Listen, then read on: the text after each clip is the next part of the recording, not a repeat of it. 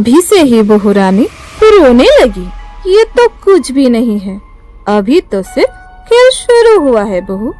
कल सुबह का इंतजार करो बस तुम, फिर आगे आगे देखो होता क्या है। ये कहकर सावित्री जी पूजा को देखने लगती है गुस्से से। अगली सुबह सावित्री जी अपने प्लानिंग के बारे में सोचते हुए खुश हो रही थी मन ही मन। तभी अरे बहू, आज पूरा घर की सफाई करनी है तुम्हें, कर तो पाओगी ना बहू? या कल जैसे ही कुछ करने का इरादा है? नहीं माँ जी, ऐसा कुछ नहीं होगा। मैं पूरा कोशिश करूंगी कि आज मुझसे कुछ गलती ना हो और आपको मैं शिकायत का मौका ना दूं। अच्छा होगा, ठीक है।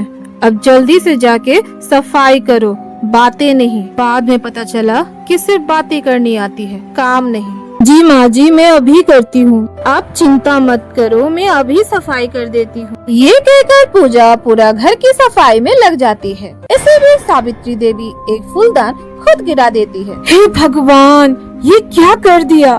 मेरा इतना महंगा फूलदान गिरा दिया। हाय राम, यही होना बाकी था। अरे क्या बात है। सावित्री देवी का शोर सुनकर सभी लोग हॉल में पहुंच जाते हैं दौड़ के और अपने चाल में वो कामयाब होने लगते। क्या हुआ माँ?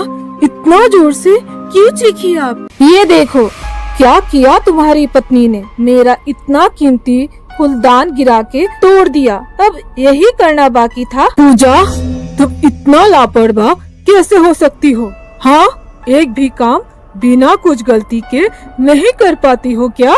गलती करना जरूरी है क्या? आप ऐसा क्यों कह रहे हो? मैंने ये नहीं तोड़ा, सच में। मैं आखिर इतना कीमती फूलदान क्यों तोड़ूंगी? तो तुम क्या कहना चाहती हो? हाँ, ये मैंने तोड़ा है और मैं झूठ बोलकर तुम्हें गलत साबित कर रही हूँ, ये कहना चाहती हो तुम बहू? अब यही देखना सुनना बाकी था बेटा। क्या दिन आ गए हैं अब मेरे। बस बहुत हुआ। माँ कभी झूठ नहीं बोल सकती। मैं अपने माँ को जानता हूँ, वो झूठ नहीं कहती। वो कह रही है तो सच ही होगा।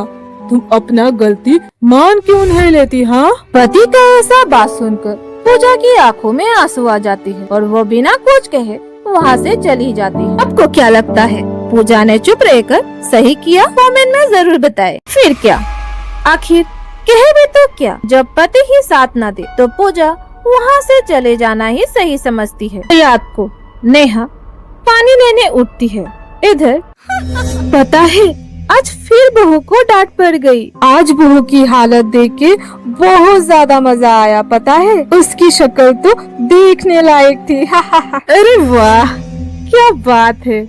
लेकिन बहू ने क्या किया था ये तो बता जरा। आखिर मुझे भी तो पता चले मेरी सहेली का चाल। तुझे पता तो है ना, मैं ज्यादा कुछ नहीं करती। बस मैंने फूलदान खुद तोड़ दिया था और ऐसा दिखाया कि ये बहू ने तोड़ा। और क्या, जैसे मैंने सोचा था बस वैसे ही हुआ। अब तू ही बता, क्या मैंने ज्यादा कुछ किया है? हाँ, क्या क्या कह रही हो?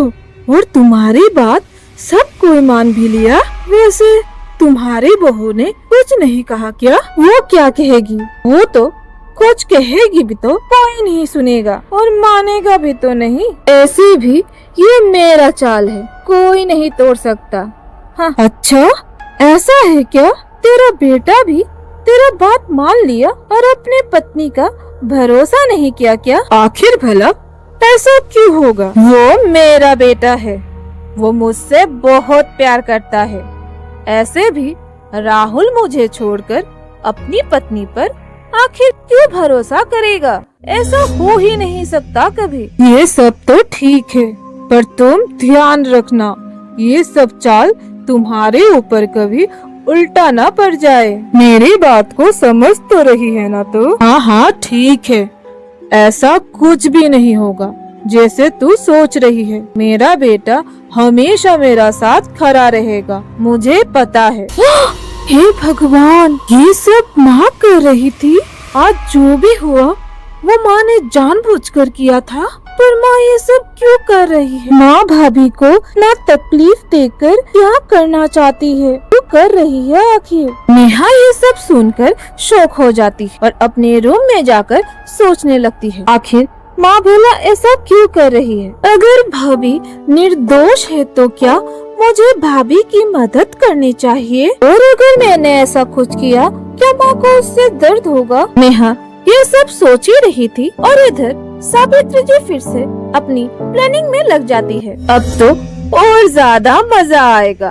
बस कल सुबह की इंतजार है बहू। ऐसे भी ये सब कुछ भी नहीं था, अभी तो बस शुरुआत हुआ है बहू। तुम्हारी असली परीक्षा अभी बाकी है। अब क्या होगा? क्या सावित्री जी अपनी चाल में कामयाब हो पाएगी और क्या नेहा अपनी भाभी का साथ देगी? ये जानने के लिए मेरे अगले वीडियो पर क्लिक करें और अच्छा लगे तो चैनल को लाइक कमेंट करना ना भूलें। तब तक के लिए फिर मिलते हैं अगली कहानी के साथ। तब तक के लिए धन्यवाद।